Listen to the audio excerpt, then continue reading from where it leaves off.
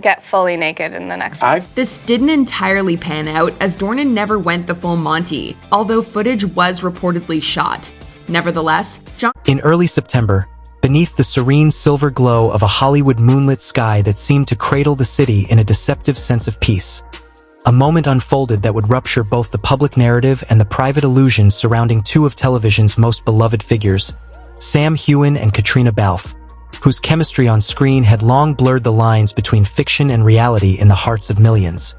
For years, their portrayal of Jamie and Claire Fraser in the global phenomenon Outlander had convinced countless fans that what played out in front of the camera must surely mirror something deeply intimate behind it. And though both actors repeatedly maintained a veneer of professionalism, insisting their relationship was one of mutual respect and creative collaboration, the subtleties of their interactions, the lingering gazes, the easy familiarity, the warmth of an embrace that seemed to carry the weight of something unspoken, only fueled endless speculation, giving birth to communities online dedicated to dissecting every frame, every interview, every offhand remark in search of evidence of an invisible thread binding them together beyond the constraints of script and studio.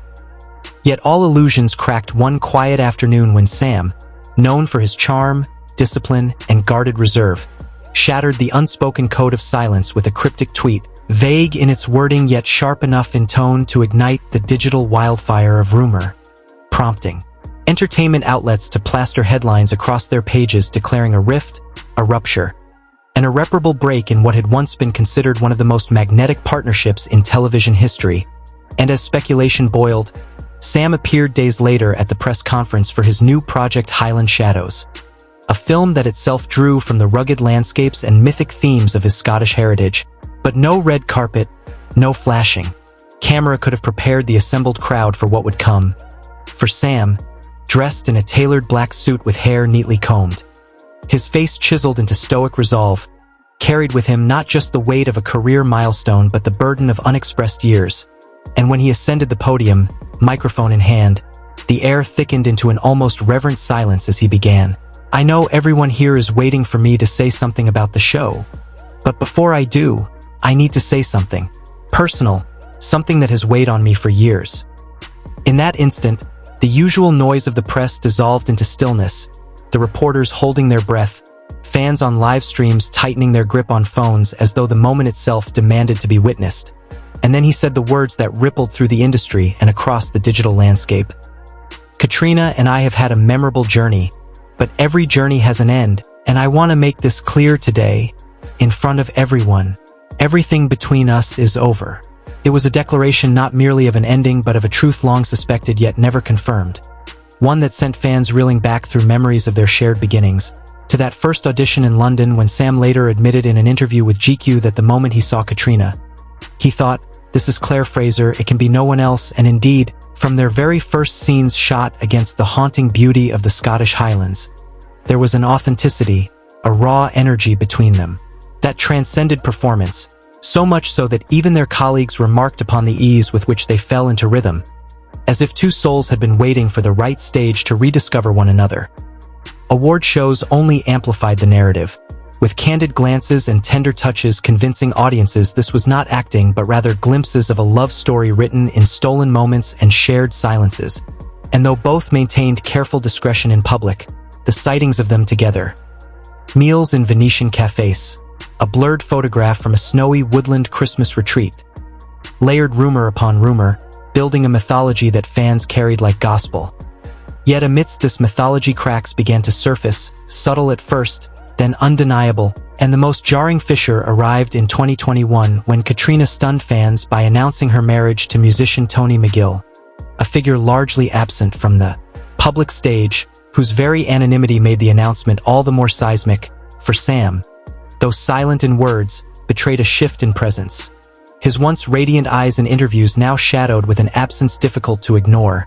his social media interactions with Caitriona dwindling, the warm birthday wishes that had been a ritual conspicuously missing, and fans, ever attuned, began to murmur, connecting dots between silence and distance, between professional formality and personal estrangement. For Caitriona, the marriage represented stability, grounding, a private anchor in a life otherwise consumed by global fame, while for Sam,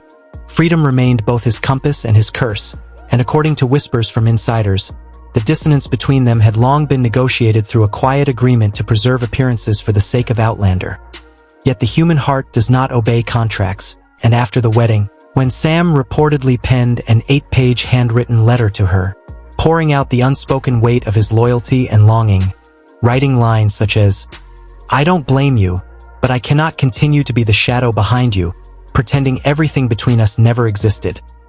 The fact that the letter never received a reply marked a wound that fans later interpreted as the beginning of the true end. The seasons of Outlander that followed bore the professional brilliance expected of two actors of their caliber. Yet something ineffable had shifted, the once electric glances dulled, the once natural touches replaced with choreographed distance, and though critics praised the performances, longtime viewers felt the absence of that silent dialogue once spoken in their eyes. A dialogue now extinguished, and when Sam finally broke the silence at the Highland Shadows press conference, it was as though the truth that had lingered in shadow demanded at last to be named in the light, prompting social media to explode in a frenzy of divided reactions. Some hailed him for his courage, arguing he had liberated himself from years of repression and fan-imposed fantasy, while others condemned him for disrespect, accusing him of dragging Caitriona's private life into a spectacle she never sought. Yet the most fascinating development came not from the present, but from the resurfacing of the past, as an old behind-the-scenes clip from 2016 re-emerged online, a video capturing them in a moment of candid laughter, while waiting for a scene to be set, Caitriona leaning into Sam with an ease that spoke volumes, Sam brushing a strand of hair from her face with a tenderness impossible to script, and fans, watching it anew in the shadow of his confession, debated fiercely whether this clip now appeared as evidence of a hidden love story tragically unfulfilled or simply the natural intimacy of colleagues bound by years of shared artistry. Psychologists observing the frenzy noted how deeply invested audiences had become in the parasocial relationship between these actors and their characters, how fans often projected their own longing for timeless romance onto celebrities who, in reality, navigate the same complexities of choice, sacrifice, and contradiction as anyone else, and this moment, raw and unscripted, shattered the illusion, forcing people to confront the uncomfortable truth that what is performed and what is lived are often at odds. Yet it also invited reflection on the nature of endings, for as Sam himself said, every journey has an end, and though endings wound, they also clear the way for new chapters, and whether one interprets his public statement as an act of liberation, a cry of grief, or a breach of discretion, it undeniably etched itself into the narrative of celebrity culture as an instance where the curtain slipped, revealing the fragile humanity beneath the glamour of the stage lights and the crafted stories, leaving fans to grapple with the echoing question. Was this the final act of a hidden love story, or merely the closing line of a script that audiences had always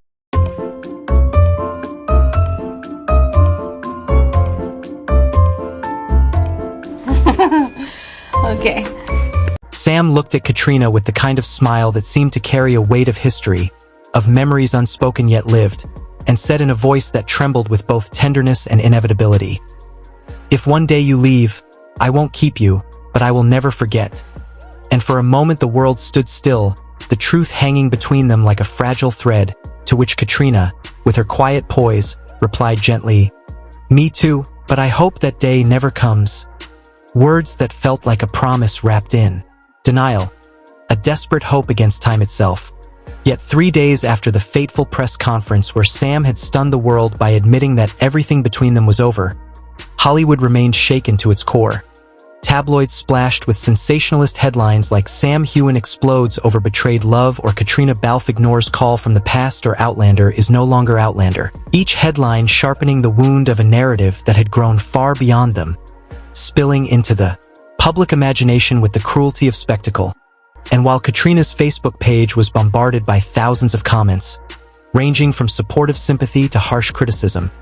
she remained utterly silent, posting nothing, as though withdrawing from the world in an effort to preserve the last fragments of her privacy. And sources close to her revealed that she had quietly canceled her participation in the Paris premiere of her new independent film and declined all interview requests. Gesture that only deepened the sense of mystery, while in the meantime, far from the noise of Hollywood, an unexpected figure reappeared, Ronald D. Moore, the visionary executive producer of Outlander, the man who once declared, "Sam and Cat are not just the soul of the show, they are the show," and who had since left the Hollywood machinery behind to live in seclusion on the Isle of Skye. Yet even in his retreat, he could not ignore the storm brewing across oceans, and so he reached out to Sam with a surprise video call. His voice carrying the gravitas of a man who had seen art and love and ambition entangled too many times, saying quietly, "You think you're freeing yourself, Sam, but you're destroying a symbol, something larger than yourself, something the world believes in, not just love on screen, but love as a possibility." And Sam, silent for a long time, finally sighed, his face lined with exhaustion.